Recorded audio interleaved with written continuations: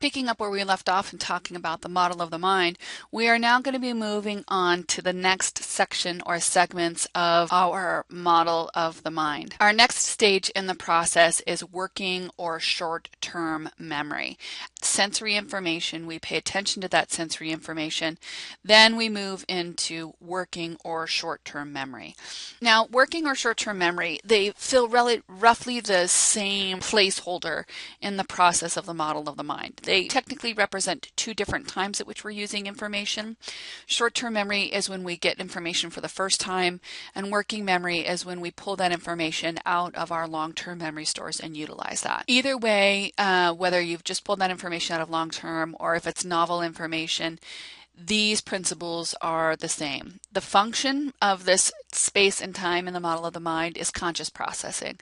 It is something that is very active. It's something that requires effort, and it is something that an individual is working with, literally holding on to. If it's brand new information, then we're deciding how important it is and maybe what kind of associations we want to build with that information. And if it's old information that we've pulled out of long-term memory, again, we're utilizing that information for a purpose. The capacity for the information in short-term / working memory is very, very small. Remember, with sensory memory, it was a very large capacity.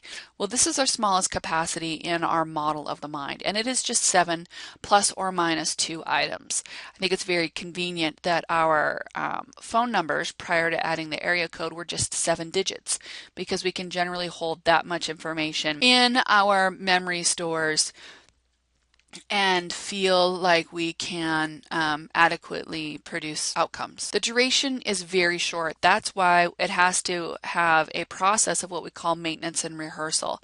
This is something that allows an individual to hold that information in that working / short-term memory for a longer period of time. This might be you memorizing a terminology, learning a new name, or maybe just mapping out your daily schedule for a Tuesday and understanding and anticipating what's happening next for you. After we have our short-term or working memory, information is encoded. That information is taken from short-term / working memory, and then it's filed into long-term memory stores. Now, encoding is a very interesting process. We have automatic processing, much like we have automatic processing for sensory input. We have automatic processing when it comes to encoding. Oftentimes we'll have an experience that'll be so powerful and salient. Maybe it's really, really scary or really, really fun or really, really exciting, like adrenaline inducing. And for the most part, that information we encode very, very quickly. Effortful processing is a pattern of processing where you are learning information, possibly for the first time, that really isn't intuitive to you. It's something that you actually have to practice. It's something that you work hard at learning how to remember. The serial position effect, I always laugh whenever I think about this. I think about my Social Security number. I didn't really know my last 4 digits of my Social Security number until my cellular company started asking me for it in order to confirm. And so whenever they would ask me, I'd have to run through the first 3 digits, the 2 middle digits, in order for me to give them the last 4 digits. That serial position is how we remember and encode information. We encode it relative to the information both before and after it. If somebody were to ask you what comes before and after O, right? I mean, like, I don't know about you, but I picked up the ABC song in my head, and or at least I did that. If not, I tried to visualize the alphabet in my mind's eye to see what came before or after.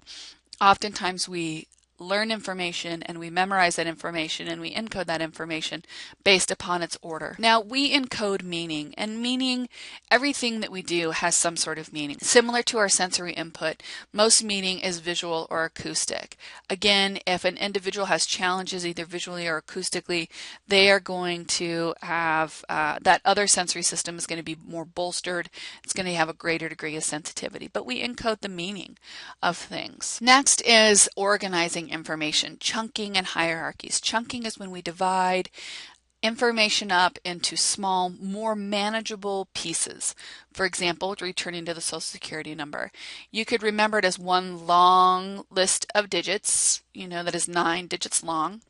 or you remember it as 3 digits, 2 digits, 4 digits. Breaking things down into those more manageable pieces allows you to memorize the content a little bit easier, or encode the information also a little bit easier. Hierarchies are organizational structures. The common example used is our textbook table of contents, the information, how it's scaffolding. Even if you looked at this slide, you can see that what is encoded, or what encode. We have two subtopics, meaning and organization of information. And then underneath meaning we have semantic, and then beneath semantic we have visual or acoustic. That right there is a hierarchy. It lets us know that semantic, acoustic, and visual are kinds of semantic meanings that we encode. Hierarchies are everywhere, and they're a really nice way to organize information and develop a more elaborate way of considering content. Now, elaboration. Elaboration is when we take information and we enhance it, and we make that content of that information more appealing. And one of the ways that we do that is we create vivid examples. As you've noticed throughout this auditory experience thus far, I try to add my own personal examples to the content as we walk through it. I would encourage you to do the same. Self-referencing effect is very, very strong when it comes to encoding. If you make something personal, relevant to you, or you come up with an example that is really salient to your experience, that's just more information and a better quality of encoding than you would have gotten otherwise. Now, after we encode that, or when we encode that information, it goes into long-term memory. And I like to stick with the analogy of a bunch of filing cabinets when we talk about long-term memory. I'm going to save long-term memory for the next set of lectures on the model of the mind. But hey, if you want to try out something else, in the fun stuff folder, I've posted a link to an activity online that is an exercise in short-term memory, which I think is pretty cool. See how high you can get. See how many things you can hold in your short-term / working memory for an extended period of time. Well, until the next one.